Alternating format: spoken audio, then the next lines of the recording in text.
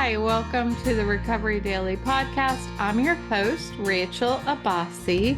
I'm a grateful recovering alcoholic and stroke survivor. Welcome. Welcome. Okay. So today I want to talk about what drop the rock means. So again, this month's book is called Drop the Rock, Removing Character Defects. And this is step 6 and 7 of our 12-step program.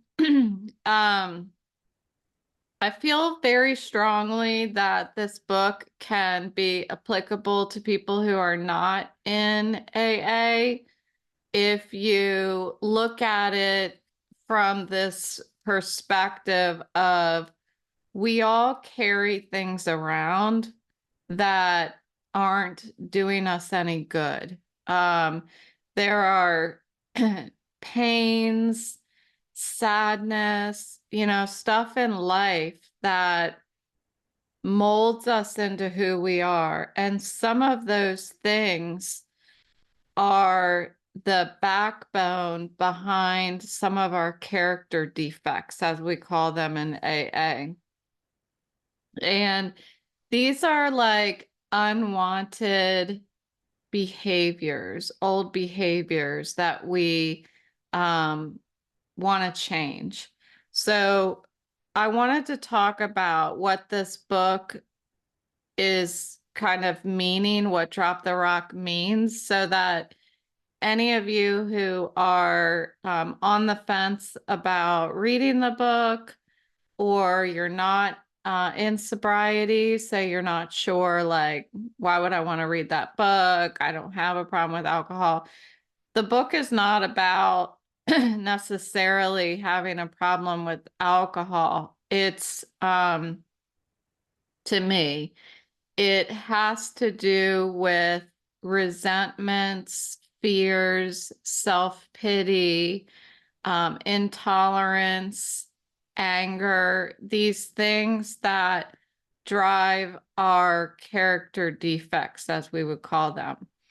So, so we'll just get started, right? So what Drop the Rock means, it has, it's a metaphor. There's a story in the beginning of the book that says exactly what Drop the Rock is, as far as if you would envision.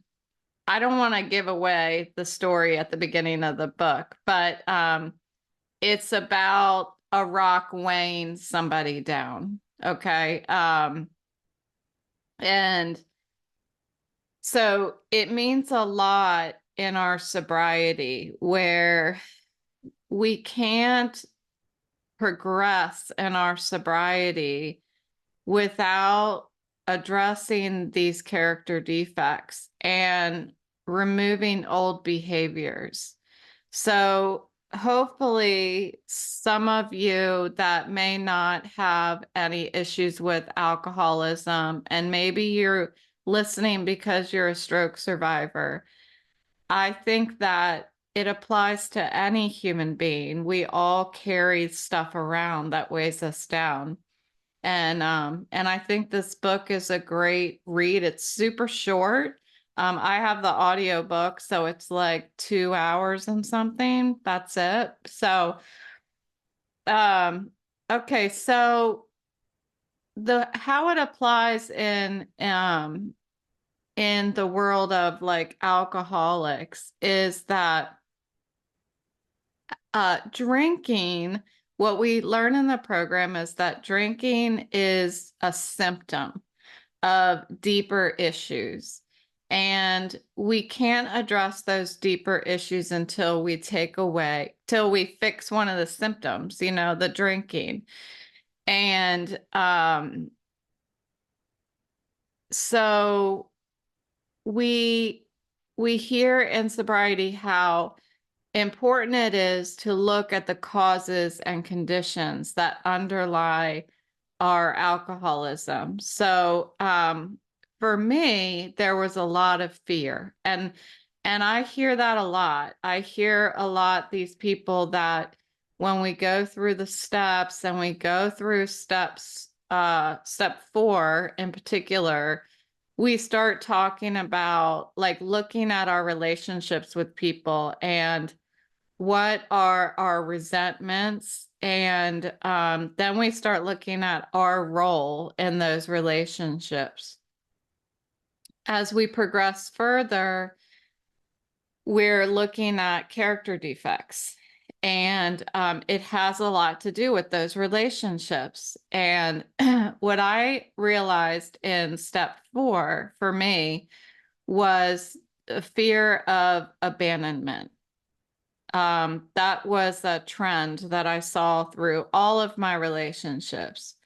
So these fears that we have create an emotional burden, and drinking would provide a temporary escape from these problems, whatever it may be, but never actually solve the problem, you know? So it was like carrying around a heavy rock and believing that some alcohol would make it lighter. But of course, spoiler alert, it didn't.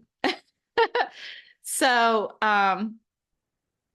so drop the rock means letting go of these burdensome emotions and behaviors that weigh us down. It is a process. It's not something that happens once, which would be insinuated, right? We're just dropping the rock. That's it. I'm letting go. Well, it's really a daily commitment. It's a daily surrender. We're dropping,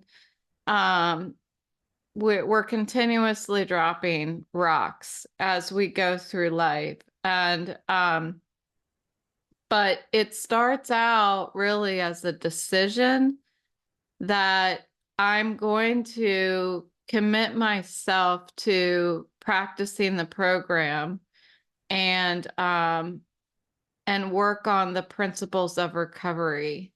I talked about a lot this week, at least once, I think, about making a decision every morning when I wake up. That I talked about choosing happiness in the morning. I've talked about over the past year, I've talked about waking up in the morning and like recognizing and accepting that I'm an alcoholic, and doing the same thing with my stroke and my vestibular disorder, my vision issues and all of that stuff. It's really waking up, and once I come to, I open my eyes, but it takes me a minute to be like, where am I? Where am I? Who am I? And it's at that time that I'm like, oh yeah, that's right. I'm an alcoholic. I had a stroke. I have to remind myself of that in the morning. It used to be like, oh, right, I'm an alcoholic. I had a stroke, but it's over time as I make that daily surrender to the fact that I'm an alcoholic and that I had a stroke, and that I have a disability, it gets easier. The automatic reaction that I used to have to things that brought me down, I don't react that way as much as I used to. I've been training myself to, I think, be optimistic, look at opportunities, that kind of thing. And that might sound like it's full of fluff, but it's not. It truly, it takes practice, but it really can happen. And so I think in the morning, every morning, I'm really dropping the rock every day. You know, it's a process of daily surrender. So one thing that I've learned is that the answers that I seek every day in recovery, whether it was from alcoholism, still is, but my my what's really seems to be taking priority right now is my stroke recovery. And the answers that I seek now come as long as I continue to be consistent and make this daily surrender a practice that I never avoid. I always look at it every day. On a daily basis, my mind is cluttered with all kinds of stuff, you know, unresolved issues constantly. And I've talked to my psychiatrist about it. It's like I'm constantly trying to solve problems. That I like solving problems, but sometimes these problems can't be solved. I need to live them. I need to sometimes just buckle in and trust that I have the answers when the time comes and I need the answers. It's hard to wake up in the morning and try to fix my problems right when I wake up, because that's what I used to do. I used to wake up and what my self-talk was, it wasn't, I'm an alcoholic, I accept that. I had a stroke, I accept that. Now I'm going to sign into my 7 a.m. AA meeting. Before, years ago when I was still drinking, I would wake up and I'm like, I hate my job. I, you know, I'm divorced. I suck at this, I suck at that, you know. And I was trying to solve problems when I woke up. And what I do now is I'm trying to accept life as it is, keeping my focus on my recovery, on what I've done well so far, that I'm accepting life on life's terms. I'm maintaining my personal integrity. You know, I am letting myself receive guidance from other people, whether that's doctors, family. My husband has, you know, sometimes I think he has all the answers. And I don't even know why I question him sometimes, because it's like he tells me something and I'm like, yeah, I'm going to get a second opinion. And then the next, whoever I check with, same thing, same answer. But I'm sure he doesn't have all the answers, but sometimes it feels like it. So I'm pretty lucky. If you think that you're living with the person who has all the answers, you're not. I am. So anyway, this idea of dropping the rock, it's, for me, it's a daily thing. And so step 6 of the 12-step program of AA is about becoming ready to have our character defects removed. So have God remove our character defects.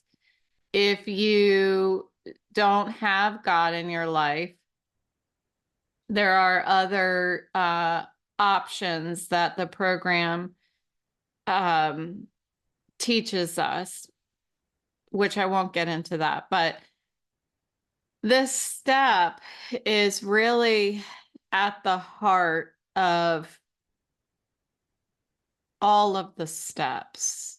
I mean, it's at the center, you know, it's at the center because we're preparing in the first 5 steps for understanding what our character defects are. And the rest of the steps are really about, okay, what action can I take to do something about it? It's about it's the beginning of letting go. It's the beginning of not looking down anymore, but looking up, you know, not looking outward and blaming other people, but looking inward. And it requires us to be honest with ourselves. So do some of the earlier steps as we're looking at our roles. But it's transforming our behavior so that we can start living a life that we're proud of. So one thing that I ran across, so I'm listening to the book right now, and I just listened to, I think, the first 2 chapters. And I've heard the book before, but I'm listening to it again. And one of the things that I heard today was, what are the principles of AA? So it says, we practice these principles in all of our affairs. Well, it said something about like, what are the principles? And I thought, yeah, what are the principles? I don't know what the principles are. There is no place. I could be wrong, but the book also says, the Drop the Rock book says, there's no place where it tells you what the principles of AA are.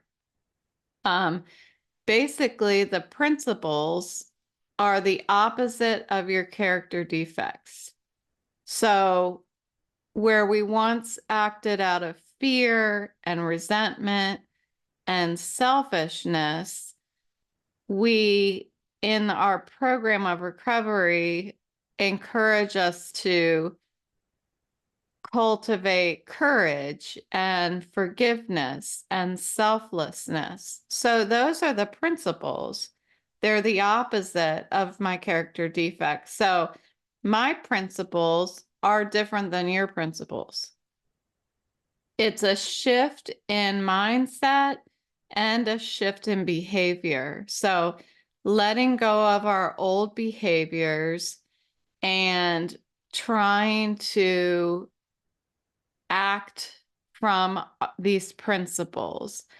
And it gradually lightens our load. So remember I said, like, a couple years into sobriety, I was on a walk outside and I stopped in my tracks and I was like, oh, that's what serenity feels like. Like right now, I'm not concerned about anything. There is nothing that's bothering me.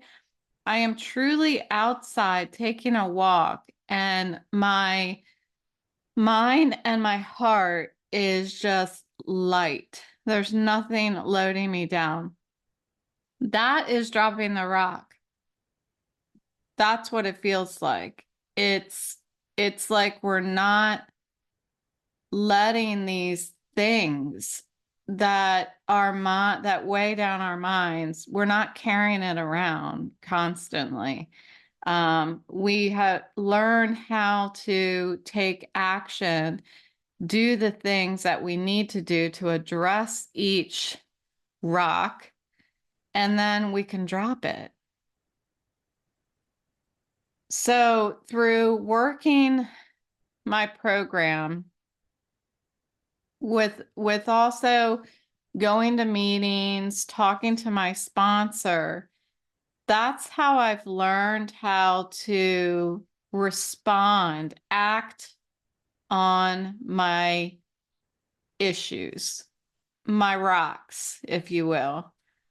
So I practice this daily surrender when I get up in the morning, and over time, and I really needed to rely on other people, friends, sponsor, meetings, to even have an idea of how to realistically and reasonably address some of these rocks, because I was literally crazy before I stopped drinking. And I didn't know the first thing about how to take action in my life and how to fix things in my life. I could fix everybody else's problems, or at least I could tell them how to fix their problems, but I never knew how to do it. And it's by consistency that things start to get better, and you start feeling lighter. But it starts with a decision every day in order to do that, a consistent decision. And what this is reminding me of right now is I went to my vestibular support group today that I go to every Tuesday, and we were going around and people were sharing one thing that they're struggling with, or one thing that was awesome. I'm paraphrasing. And so I said, well, I've really been looking forward to this meeting for a few days because I wanted to talk about vestibular therapy and share about like my experience with it, not really improving my symptoms, but more like teaching me how to navigate life with my symptoms. And I've been thinking about, do I stop going? Like, I thought it was going to fix my symptoms. I thought I was going to start feeling better. And they were talking about consistency and how these small little improvements that you almost can't even notice yourself end up with consistency making huge progress down the road.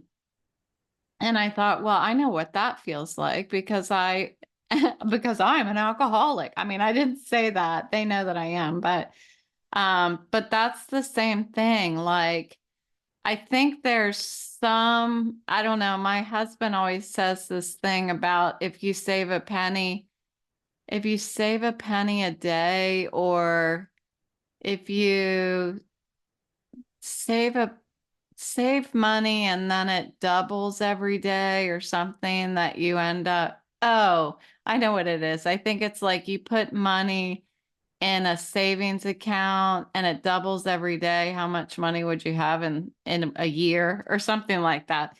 I don't know why I'm thinking about that, but it's about how small actions can really make big moves down the road. So I'm going to keep going. I decided to vestibular therapy, and we'll see. You know, I felt like if I stop going, I might wonder what would happen if I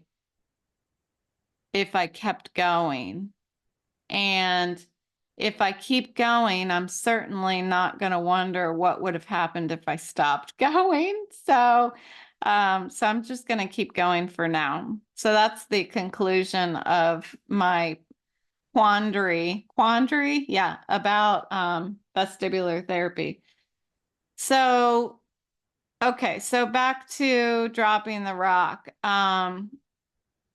I slowly over time realized that by changing my behavior in tiny little bits over time,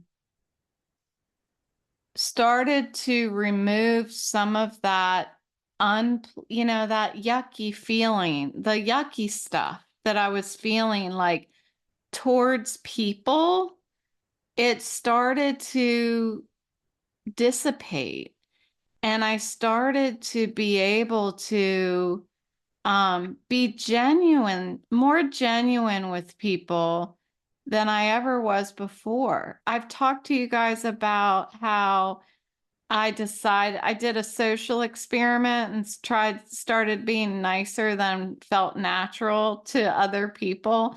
That was a part of all of this as well. By starting to remove some of those emotional and mental burdens, I was able to make room for more, something more beautiful. You know, I felt more peaceful and I felt more free to make decisions about my behavior. I wasn't just reacting to life, having let life happen to me and I'm reacting to it. I'm making decisions about who I want to be.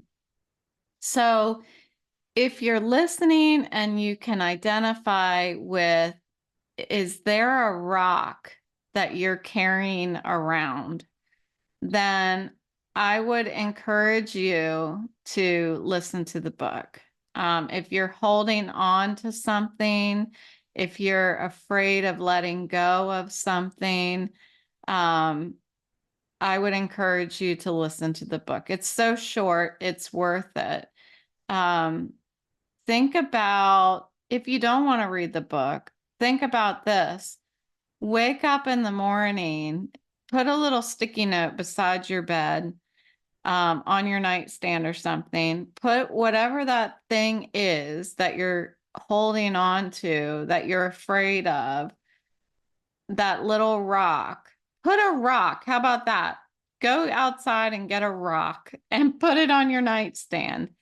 And let that rock remind you every morning to surrender, to let go of that thing, whatever it is.